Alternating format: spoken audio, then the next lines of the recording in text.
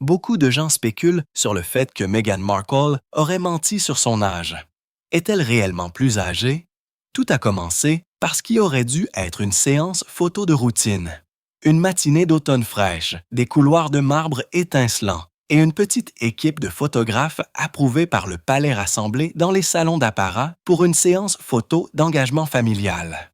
Le genre d'événement si méticuleusement chorégraphié que même la lumière filtrant à travers les rideaux semblait planifiée. Mais cette fois, il y avait de la tension dans l'air. Le genre de tension qui survient lorsque deux mondes, royal et hollywoodien, se rencontrent à huis clos. Parce que ce matin-là, Meghan Markle n'était pas juste une autre membre de la famille royale posant pour la tradition.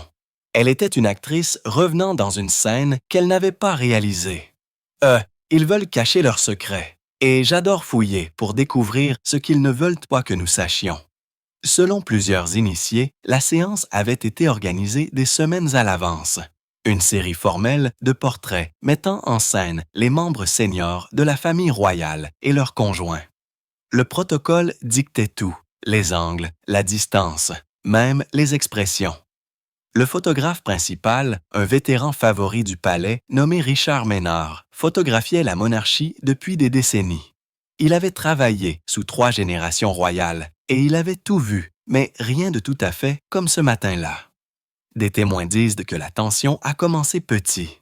Meghan serait arrivée avec son propre styliste et consultant en éclairage, tous deux non autorisés selon les directives du palais.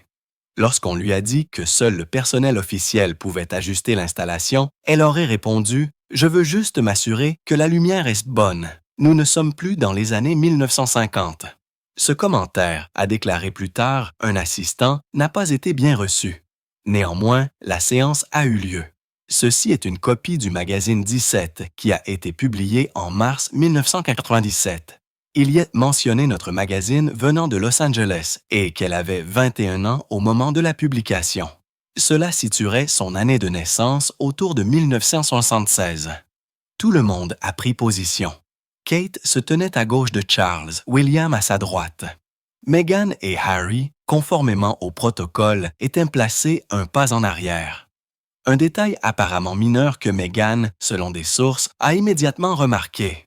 Elle a ajusté sa posture, a fait un léger pas en avant et a murmuré au photographe. « Je pense que ce cadrage serait mieux si nous étions tous au même niveau. » Maynard, poli mais ferme, a répondu. « Je crains que nous ne devions maintenir l'ordre royal. » « Madame. » Pendant un instant, l'air s'est figé. Puis Meghan a souri, un sourire contrôlé, prêt pour la caméra, qui n'atteignait pas ses yeux. « Bien sûr, » a-t-elle dit. Vous savez mieux que moi. Mais une fois le flash déclenché et la session terminée, ce calme s'est fissuré. Et vous vous demandez pourquoi son âge importe-t-il? Parce que son âge aurait également un impact sur sa capacité à avoir des enfants.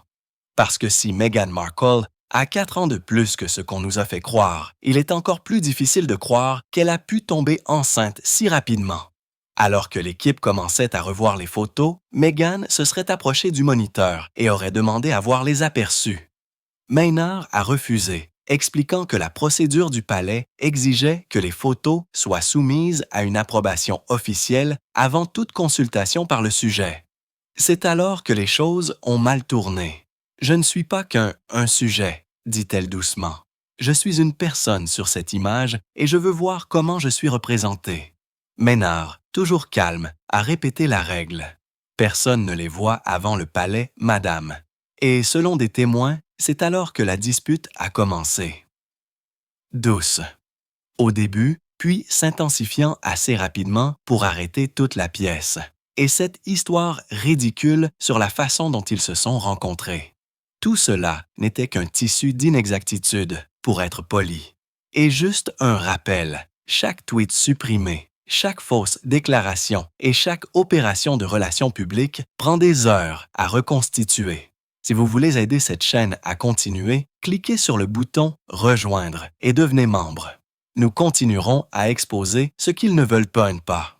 Ce qui avait commencé comme un désaccord tranquille s'est transformé en une impasse qui a rendu nerveux même le personnel du palais. Ceux qui étaient présents disent que le ton de Meghan n'a jamais flanché. calme, délibérée, mais avec une précision qui n'a fait qu'aggraver la tension. « Monsieur Ménard, dit-elle, s'approchant du moniteur, je demande simplement à confirmer que j'ai l'air convenable. Vous avez déjà pris des milliers de photos de moi. Un coup d'œil ne violera pas le protocole. Le photographe n'a pas élevé la voix. Il n'a même pas détourné le regard de la caméra. Madame, je photographie la famille royale depuis 30 ans. Nous suivons la procédure. » C'est tout. C'était la mauvaise réponse. Des témoins se souviennent d'un éclair d'incrédulité sur le visage de Meghan. Pas de fureur, mais une insulte. Pour quelqu'un d'habitué à contrôler chaque cadre, chaque angle, se voir dire non devant des assistants a un impact différent. Elle croisa les bras, sa voix se faisant plus dure. « C'est mon image, ma ressemblance. Vous n'en êtes pas propriétaire. » Sur ce, Maynard leva finalement les yeux. « Avec tout le respect que je vous dois, madame, » dit-il d'un ton égal. Lorsque s'est pris à l'intérieur du palais de Buckingham, le palais laid. Le silence qui suivit était glacial. Même Harry, qui se tenait quelques pas derrière, se tortilla mal à l'aise. Il connaissait ce ton, celui qui mettait fin aux conversations, pas celui qui les commençait. Un assistant en communication s'avança précipitamment, essayant de désamorcer la situation. « Peut-être pouvons-nous les examiner après l'approbation officielle, madame. » offrit-elle doucement, mais Meghan n'était pas prête à lâcher prise. Elle s'avança, la voix basse, mais tranchante. « Alors, je demanderai à mon équipe de réclamer les fichiers directement. Je n'attends pas que quelqu'un d'autre décide ce qui sera vu. » La pièce se figea à nouveau. Les photographes royaux n'étaient pas habitués à être contestés, et encore moins par quelqu'un de l'autre côté de leur objectif. Maynard resta professionnel, mais ferme. Ces images appartiennent aux archives de la couronne. La suppression ou la diffusion n'est pas à ma discrétion. Pendant une fraction de seconde, Meghan ne dit rien. Puis elle se pencha plus près et murmura. « Alors peut-être que vous n'auriez pas dû les prendre. » Elle se tourna brusquement et s'éloigna, ses talons résonnant dans le couloir de marbre. Harry hésita, puis suivit, s'excusant discrètement auprès du personnel en partant. La séance s'est terminée plus tôt. En quelques minutes, Maynard avait sauvegardé les photos sur le disque dur du palais, suivant la procédure à la lettre. Personne n'a parlé jusqu'à ce qu'ils disent finalement. Eh bien, ce sera celle dont ils se souviendront. Et il avait raison, car en moins de 24 heures, quelqu'un, personne ne savait qui, avait divulgué que quelque chose s'était mal passé pendant la séance photo. Et au matin, les gros titres à travers Londres disaient « Scène de tension lors d'une séance photo au palais ». Meghan s'oppose au photographe officiel. Le lendemain matin, le palais était déjà en mode nettoyage. Les téléphones sonnaient avant le lever du soleil. Les attachés de presse se sont réunis lors de réunions précipitées et un débat familier a commencé.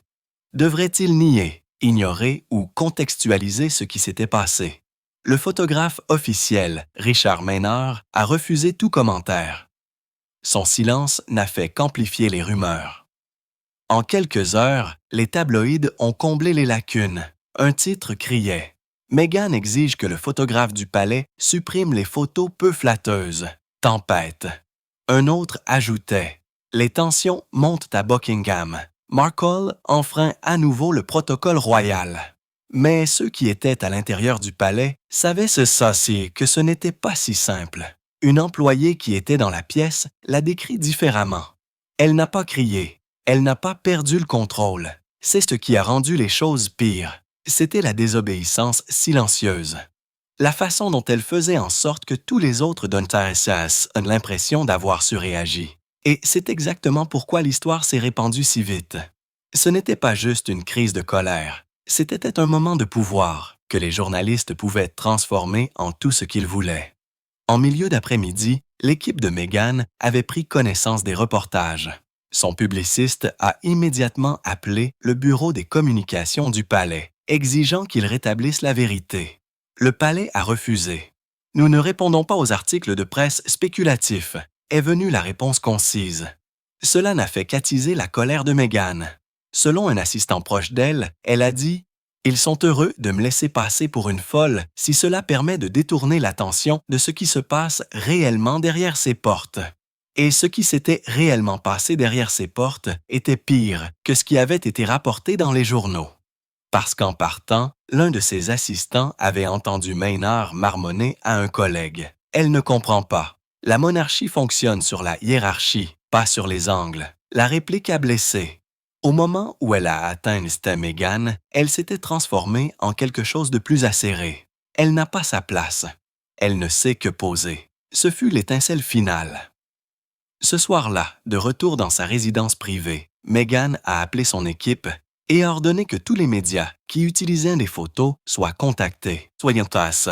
Elle voulait des assurances juridiques qu'aucune ne serait publiée sans son consentement écrit. Son avocat, expérimenté et calme, l'a averti.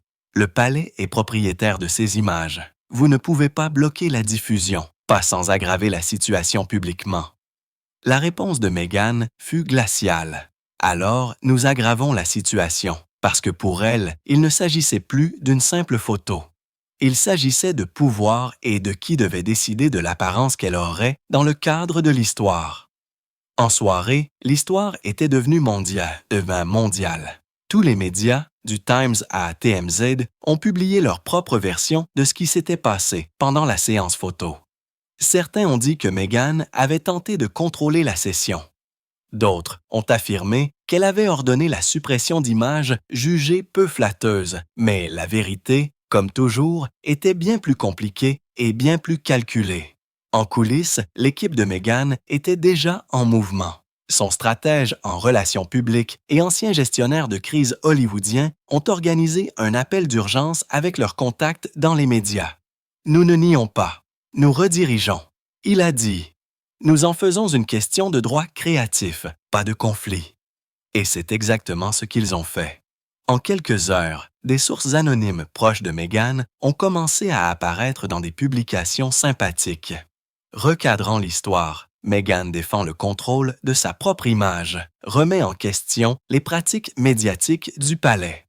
La duchesse appelle à la modernisation des règles de la photographie royale. Cela a fonctionné. Le lendemain, les médias sociaux avaient changé. Des hashtags comme « Mon image »,« Mon droit » ont commencé à être tendance, surtout de la part des fans, mais suffisamment pour brouiller le récit. Soudain, ce qui était autrefois un combat était devenu une position. Pendant ce temps, à l'intérieur du palais, l'atmosphère était sombre. Maynard a reçu l'instruction de remettre toutes les copies des photos aux archives officielles et de rendre les cartes SD. Il l'a fait sans discuter. Mais lorsqu'on lui a demandé en privé par un assistant ce qui s'était réellement passé, sa réponse a été mesurée. Elle n'était pas en colère contre moi. Elle était en colère contre le système que je représente. Cette citation a fuité, bien sûr, tout a fuité. Et cela a donné au camp de Meghan quelque chose d'inestimable, la légitimité. Mais ensuite est venu le rebondissement. Tard dans la soirée, un forum de photographie privée utilisé par les professionnels de l'industrie a commencé à faire circuler un message prétendument écrit par l'un des assistants de Maynard. Il affirmait que Meghan avait physiquement saisi l'appareil photo pendant la dispute. Elle a essayé de l'arracher au trépied. Le message disait « Elle a dit qu'elle les supprimerait elle-même s'il ne le faisait pas ». En quelques heures, l'histoire a de nouveau explosé. Effondrement au palais. Meghan a tenté de s'emparer de l'appareil photo après que le photographe a refusé de supprimer les photos. Cette fois, son équipe n'a pas pu rediriger assez vite. Ils ont été pris de court. Les appels ont afflué de tous les réseaux. Good Morning Britain, CNN, Access Hollywood, tous posant la même question. A-t-elle vraiment saisi l'appareil photo pour Meghan? Cela a franchi une limite. Dans son bureau de Montecito, faisant les 100 pas près de la fenêtre, elle a dit catégoriquement à son avocat « S'ils veulent se battre, je vais leur en donner une ». Elle ne parlait plus de la presse. Elle voulait dire « le palais ». Cette nuit-là, le palais a tenu une réunion à huis clos qui s'est prolongée après minuit. Aucune déclaration officielle n'a été publiée, mais l'ordre du jour était clair. Maîtrise des dommages. Ils avaient réussi à rester silencieux pendant le fiasco du crash de Buckingham, mais c'était différent. Cela impliquait du personnel et potentiellement des biens. Un haut responsable de la communication aurait averti Si nous confirmons ne serait-ce qu'une partie de cette histoire, on aura l'impression que nous ne pouvons pas maintenir le contrôle de nos propres murs. Ils n'ont donc rien confirmé. Au lieu de cela, ils ont fait ce que Buckingham faisait le mieux, ont fait des fuites autour de cela. Au matin, une exclusivité est parue dans le Daily Chronicle. Le personnel du palais est ébranlé après la confrontation de Meghan. Le photographe conserve sa dignité. Les citations étaient vagues mais tranchantes. Les témoins étaient mal à l'aise. Elle a semblé frustrée. Elle est partie brusquement. Chaque ligne était conçue pour paraître factuelle tout en alimentant un récit. Meghan émotive. Le palais composé à Montecito. La réaction a été immédiate. Son téléphone n'arrêtait pas de sonner. Avocats, publicistes, amis, même d'anciens collègues, tout le monde avait un avis et tout le monde voulait l'aider à contrôler l'histoire. Mais Meghan n'écoutait personne. Elle regardait un clip sur son iPad, un présentateur de nouvelles lisant le titre avec un sourire suffisant. Les reportages disent que Meghan a essayé de s'emparer de l'appareil photo elle-même. C'est une façon d'encadrer l'histoire. Sa mâchoire s'était crispée. Elle a mis la vidéo en pause et a dit doucement « Il se moque de moi et il est toujours protégé. » Harry est entré dans la pièce, fatigué mais calme. « Meg, ça n'en vaut pas la peine. Tu sais comment ça se passe. Ils passeront à autre chose. »« Pas cette fois, » dit-elle en posant l'iPad. Il a menti en restant silencieux. En quelques heures, son équipe juridique a rédigé une lettre de mise en demeure adressée à Richard Maynard et au directeur de la communication du palais de Buckingham. La demande était simple, une clarification formelle qu'elle n'avait pas tenté de saisir ou d'endommager l'équipement du palais. À défaut de se conformer, la lettre avertissait, entraînerait d'autres mesures pour protéger la réputation de la duchesse. La réponse du palais est arrivée le lendemain matin. 6 phrases polies à la perfection. Le palais ne commande pas les engagements internes privés ou les allégations non fondées concernant le personnel officiel. La Maison royale reste reconnaissante à ses photographes de longue date pour leur professionnalisme et leur discrétion. Pas de démenti, pas de défense, juste le silence, le genre qui criait plus fort que n'importe quel titre. Et ce silence a poussé Meghan à son prochain geste. Plus tard dans la journée, elle a autorisé son équipe à divulguer une image des coulisses de la séance photo. Un seul cliché pris quelques instants avant la dispute. Il la montrait debout, posée devant la toile de fond royale, la tête légèrement inclinée, n'ayant pas l'air en colère, mais composée. La légende était simple, le moment avant le bruit. En 1 heure, elle est devenue virale. Le moment avant est devenu tendance dans le monde entier, et pour la première fois depuis des jours, l'histoire a de nouveau changé. Non pas sur ce qu'elle avait fait, mais sur ce qu'elle avait enduré. La photo était partout au lever du soleil, recadrée, filtrée, légendée, disséquée par les journalistes et les fans.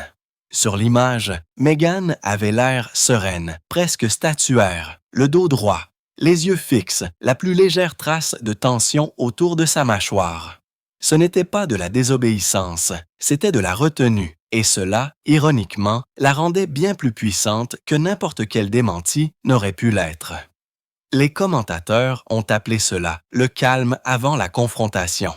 Une rédactrice de mode a écrit « On peut voir dans ses yeux la conscience qu'elle n'est pas seulement photographiée, elle est encadrée. » Cette seule phrase résumait exactement ce que Meghan avait voulu faire ressentir au monde. À midi, le hashtag « le moment avant » avait dépassé son Cameragate. Des titres sympathiques ont commencé à affluer. Le silence posé de Meghan parle plus fort que le spin du palais. Qui est vraiment propriétaire de son image? Même des photographes éminents sont intervenus en ligne, défendant son droit de voir ses photos avant leur publication. Mais derrière la vague de soutien du public, la frustration du palais était à son comble. L'équipe de communication avait passé 3 jours d'affilée à essayer d'étouffer le scandale, et maintenant, Meghan avait transformé leur silence en son coup de projecteur. Un assistant aurait fulminé. Elle joue aux échecs, alors que nous sommes encore en train d'installer le plateau. Pendant ce temps, Richard Maynard, le photographe au centre de tout cela, est devenu le visage involontaire de la loyauté royale. Il a refusé les interviews, ignoré la presse et évité les apparitions publiques. Mais cela n'a pas empêché les tabloïds de camper devant son studio, offrant de l'argent pour une citation. Un journaliste a crié alors qu'il sortait de sa voiture. « Vous a-t-elle menacé, Richard? A-t-elle touché l'appareil photo? » Il n'a rien dit, mais ce rien disait tout. À Montecito, la réunion de stratégie de Meghan s'est prolongée jusque dans l'après-midi. Son responsable des relations publiques a suggéré d'utiliser l'élan pour faire pivoter la conversation. Nous transformons cela en plaidoyer. Vous ne vous battez pas contre le palais. Vous vous battez pour que les femmes contrôlent leur image. Chaque actrice, chaque personnalité publique se rangera derrière cela. Meghan a hoché la tête lentement. Elle a compris. Il ne s'agissait plus d'une photographie. Il s'agissait de reprendre possession de son histoire, de son corps, de son visage, de son récit. « Ils ont essayé de me recadrer pendant des années, dit-elle. Cette fois, je décide du cadre. » En soirée, ses réseaux sociaux ont publié une deuxième photo, un gros plan, en noir et blanc, juste ses mains reposant calmement sur ses genoux. Une bague de diamants scintillant légèrement sous une lumière douce. La légende disait « Pourtant, c'était calme, élégant, symbolique. » Et juste comme ça, la fureur des tabloïds a rencontré le calme d'une femme qui refusait de jouer à leur jeu. Cette nuit-là, le palais a publié une dernière déclaration par l'intermédiaire d'une source royale. La duchesse semble déterminée à dramatiser un désaccord ordinaire sur le lieu de travail. Mais il était trop tard. Plus personne n'y croyait parce qu'à ce moment-là, l'histoire ne concernait plus une bagarre dans une salle de photo. Il s'agissait d'une femme qui refusait de laisser quiconque d'autre développer sa photo. Au 7e jour, l'histoire s'était transformée en quelque chose qu'aucune des deux parties n'avait prévu, un débat culturel. Les émissions de télévision matinale, les articles de réflexion des médias, même les panels universitaires discutaient soudainement du conflit d'images de Meghan, comme s'il s'agissait d'une étude de cas. Était-elle autorisée ou habilitée? Le palais protégeait-il la tradition ou supprimait-il l'autonomie? Chaque titre, chaque clip, chaque article de réflexion se résumait à la même question tacite. À qui appartient l'image d'une femme lorsque le monde pense déjà qu'il lui appartient? Et pendant que cette conversation se déroulait, Meghan est restée silencieuse, délibérément. Pas d'interview, pas de déclaration, pas de clarification. Juste une seule republication sur la page de sa fondation, une citation de la photographe Dorothea Lange. L'appareil photo est un instrument qui apprend aux gens à voir sans appareil photo. Le message est devenu viral instantanément parce que tout le monde savait ce qu'elle voulait dire. À l'intérieur du palais, ce silence se faisait sentir plus menaçant que n'importe quelle déclaration n'aurait pu l'être. Des assistants supérieurs ont informé le roi que la controverse se stabilisait, mais il savait mieux. Chaque fois qu'il l'ignorait, elle évoluait. Un initié a résumé cela avec amertume. Nous ne pouvons pas gagner contre quelqu'un qui comprend le cadre mieux que le photographe. Pendant ce temps, l'assistant de Richard Maynard a démissionné discrètement. Pas de communiqué de presse, pas d'explication. Mais les rumeurs de l'industrie laissaient entendre que l'assistant avait été la source anonyme de la fuite concernant la saisie de l'appareil photo. La révélation a déclenché une panique silencieuse parmi le personnel royal, un rappel que même leurs propres murs fuyaient, comme des passoires lorsque le nom de Meghan était impliqué. De retour en Californie, Meghan s'était assise dans son jardin en parcourant un article d'opinion intitulé « La monarchie contre le regard moderne ». Il la décrivait non pas comme une rebelle, mais comme un miroir, forçant l'institution à se voir elle-même à une époque où chaque cadre pouvait devenir viral. Elle sourit légèrement. « Ils voulaient une méchante », murmura-t-elle. Au lieu de cela, ils ont eu un reflet. Harry la rejoignit, tenant 2 tasses de thé. « Tu te rends compte que tu as transformé un autre scandale en une déclaration, » dit-il. Elle rit doucement. « Non, j'ai juste arrêté de les laisser me recadrer. » Et elle le pensait. Ce soir-là, un rebondissement inattendu a frappé le cycle de presse. Une photo des coulisses de la même séance a fuité, une qui n'a pas été publiée par l'équipe de Meghan. Elle la montrait en pleine conversation avec Maynard. De la tension dans son expression, mais pas de colère. Concentrée, vive, humaine, réelle. Ce n'était pas la version du palais et ce n'était pas la sienne. C'était la vérité entre les deux. L'image a frappé tous les grands médias à l'aube avec un titre qui capturait parfaitement le moment. Ni royal, ni rebelle, juste réel. Et à cet instant, le récit a changé une dernière fois. Parce que pour la première fois depuis qu'elle était entrée au palais de Buckingham il y a des années, Meghan Markle n'était pas définie par une photographie. Elle la définissait elle-même. La photo qui a fuité, celle qu'aucune des deux parties n'avait autorisée, est devenue l'image royale la plus partagée de l'année. Elle n'était ni glamour ni polie. Meghan n'était pas éclairée comme une duchesse, ni posée comme une rebelle. Elle avait l'air humaine, les yeux fatigués, un léger pli entre les sourcils, les mains à mi-chemin d'un geste, expliquant quelque chose avec sérieux au photographe. Il n'y avait pas d'agression, pas de vanité, juste de la présence. Cela a brisé le mythe selon lequel elle jouait la comédie. Cela a rendu l'argument plus petit. Et du jour au lendemain, tout le récit s'est inversé à nouveau. Un titre disait « La photo qu'il ne voulait pas que vous voyiez ». Un autre « Peut-être qu'elle n'était pas en colère, peut-être qu'elle était honnête ». Soudain, Internet ne se moquait plus d'elle. Il la défendait. Les influenceurs ont republié l'image avec des légendes telles que « puissance non filtrée » et « le moment où la vérité a cessé d'avoir besoin de permission ». Même les médias établis, ceux-là même qui l'avaient traîné dans la boue pendant des années, ont commencé à adoucir leur ton. Le correspondant royal de la BBC a qualifié cela de « la première photo de Meghan qui semble ne pas être médiatisée par l'une ou l'autre des parties ». Un journaliste vétéran du palais a tweeté « Cela pourrait être l'image la plus importante d'elle depuis le mariage. Pas pour ce qu'elle montre, mais pour ce qu'elle ne cache pas. » À huis clos, le palais de Buckingham était furieux. Non pas à cause de la fuite, mais parce que cela a fonctionné. La photo avait humanisé Meghan d'une manière que des années de relations publiques n'avaient pas pu défaire. Leur distance soigneusement construite, l'air de froideur royale, paraissait désormais insensible en comparaison. Un haut assistant aurait dit à un collègue « Nous avons essayé de la rendre invisible. Au lieu de cela, nous l'avons rendue crédible. » À Montecito, l'équipe de Meghan a débattu de la façon de gérer la fuite. Son publiciste a conseillé de ne revendiquer aucune implication, de laisser l'authenticité parler d'elle-même. Le directeur de sa fondation, cependant, avait une autre idée. Ce n'est pas qu'une simple photo, c'est une métaphore. La vraie version d'elle a fuité à travers leurs filtres. Peut-être que c'est exactement ce que les gens avaient besoin, ce devoir, a convenu Meghan. Elle a republié l'image sur sa page officielle, ajoutant seulement 3 mots.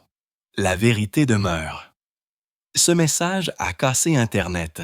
Des millions de j'aime, des centaines de milliers de commentaires. Des célébrités sont intervenues, certaines avec un soutien subtil, d'autres condamnant ouvertement le spin du palais. Même un photographe de mode acclamé a écrit « C'est ce qui se passe quand une femme cesse de jouer pour l'objectif et commence à le récupérer. » Le bureau de presse du palais s'est démêné, publiant une brève déclaration qualifiant la photo de non autorisée et trompeuse. Mais cela n'a fait qu'empirer les choses, parce qu'à ce moment-là, le public se fichait de qui avait pris la photo. Il se souciait de ce que cela signifiait. Et ce que cela signifiait était clair. Le moment où Meghan a cessé d'essayer de contrôler l'histoire a enfin commencé à la voir. Au 9e jour, l'histoire avait dépassé son scandale. Ce n'était plus l'incident de l'appareil photo. Elle avait évolué vers quelque chose de culturel, presque symbolique. Les présentateurs de nouvelles comparaient la photo qui avait fuité de Meghan au moment candide de Diana dans les années 1990, ces rares éclairs de vulnérabilité qui transperçaient la prétention royale. Même les universitaires se sont prononcés, qualifiant cela d'étude de cas sur la politique moderne de l'image. Et au centre de tout cela, Meghan a fait quelque chose qui a stupéfié tout le monde. Elle est restée complètement silencieuse. Pas d'interview, pas de déclarations officielles, pas de suivi. Son équipe a reçu des dizaines de demandes. Vogue voulait une exclusivité. Vanity Fair a offert la couverture. Netflix a proposé un segment de documentaire. Elle a dit non à toutes. Au lieu de cela, elle a discrètement mis à jour le site web de sa fondation. Tout en haut, au-dessus des projets, au-dessus des liens de presse, elle a ajouté une seule ligne. Personne n'est propriétaire de mon reflet. C'est tout, 6 mots. Et d'une manière ou d'une autre, ils ont frappé plus fort que n'importe quelle interview ne pourrait le faire. Les médias sociaux ont explosé à nouveau. Les gens ont commencé à citer sa phrase sous leur propre selfie, la transformant en un mouvement. Le hashtag #personen est propriétaire. De mon reflet est devenu un cri de ralliement utilisé par les femmes, les militants, même les mannequins qui s'étaient saucés et prononcés contre la distorsion médiatique. Les maisons de couture ont également pris note. Un créateur londonien a publiquement loué la rébellion authentique de Meghan et a même lancé une ligne capsule inspirée de la photo qui a fuité. Ton neutre, silhouette douce, étiquetée, non posée. Elle a été vendue en quelques heures. À l'intérieur de Buckingham, la tension a atteint un point de rupture. Le roi aurait demandé à ses conseillers comment une seule image pouvait provoquer un tel changement dans le sentiment public. Un assistant, exaspéré, a répondu « Parce que, monsieur, elle ne joue plus à notre jeu. Elle s'est fait de la toile. » Pendant ce temps, Richard Maynard, le photographe du palais, a finalement rompu son silence. Il n'a pas donné d'interview ni tenu de conférence de presse. Il a juste posté sur son blog personnel de photographie « Un bon portrait ne révèle pas ce que le sujet veut être. Il révèle ce qu'il est quand la performance se termine. » Et en dessous, un seul mot « respect ». Le message est devenu viral instantanément. Pour beaucoup, c'était la confirmation que Meghan n'avait pas été l'agresseur. Elle avait été mal comprise. Le récit qu'il avait dépeinte comme exigeante ou instable s'est effondré du jour au lendemain. Pour la première fois depuis des années, la sympathie du public s'est indéniablement inclinée en sa faveur. Même ses critiques les plus sévères se sont retrouvées à hésiter parce que dans cette seule image, celle qu'elle n'avait pas prévue, pour laquelle elle n'avait pas posé et qu'elle n'avait pas approuvée, les gens ont vu quelque chose de rare. De l'honnêteté, et le monde était enfin prêt à croire que peut-être, juste peut-être, le palais l'avait piégé depuis le début. L'effet d'entraînement de « personne n'est propriétaire de mon reflet » a duré beaucoup plus longtemps que quiconque ne l'avait prévu. Pour la première fois depuis des années, Meghan n'était pas le sujet d'une guerre de tabloïds. Elle était devenue un mouvement. Les maisons de couture ont commencé à revoir discrètement leur politique d'image interne. Les photographes se sont publiquement engagés à fournir au sujet un consentement contextuel, le droit de consulter les portraits avant leur publication. Ce n'était pas une loi officielle, mais c'était de l'influence, le genre qui réécrit les règles sans jamais demander la permission. Même les assistants du palais, habituellement prompts à la rejeter comme un bruit hollywoodien, ont commencé à admettre en privé qu'elle avait changé le jeu de l'optique. Une note interne qui a fuité des semaines plus tard a parfaitement résumé le changement. Le contrôle n'est plus dans le cadre, il est dans le récit, et elle a appris à l'écrire mieux que nous.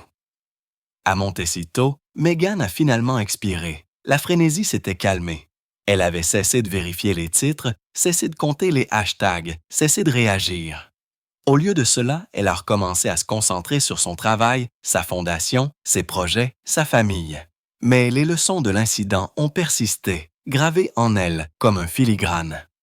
Lors d'une apparition discrète dans un podcast quelques mois plus tard, sa première depuis la controverse, l'animateur lui a demandé si elle regrettait la façon dont tout s'était déroulé. Meghan a souri, pensive, mais sans se méfier. « Je pense que l'univers a une façon de nous rappeler qui nous sommes quand tout le monde essaie de décider pour nous, » dit-elle. Ce jour-là ne concernait pas la colère. Il concernait les limites. Et les limites sont différentes quand vous avez passé votre vie à être édité. Le clip s'est répandu comme une traînée de poudre parce que pour une fois, Ce n'était ni le palais, ni la presse, ni une fuite qui racontait son histoire. C'était juste sa voix, calme, ancrée et entièrement mise au point. Le photographe Richard Maynard a publié plus tard une exposition limitée intitulée « Reflet du silence ». Au centre était accroché un portrait, Meghan, en plein geste, éclairé par la douce lumière de la fenêtre, la même photo qui avait relancé le débat. En dessous, une plaque ne portait que l'inscription suivante. La vérité ne pose pas. Et de cette manière calme et discrète, l'histoire s'est finalement terminée. Non pas par un scandale, pas par un spin, mais par une seule vérité indéniable que parfois, la chose la plus puissante qu'une femme puisse faire dans un monde obsédé par son encadrement est de laisser le monde la voir exactement telle qu'elle est.